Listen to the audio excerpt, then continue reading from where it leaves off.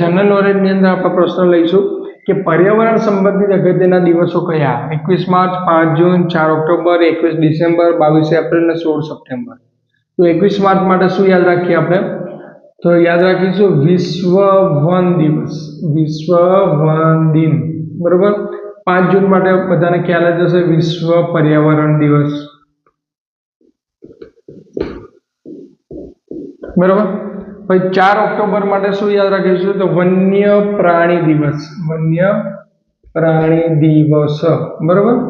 પછી 21મી ડિસેમ્બરનો દિવસ કયો? તો જૈવ વિવિધતા દિવસ,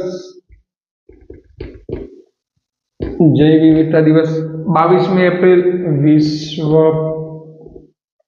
પૃથ્વી દિવસ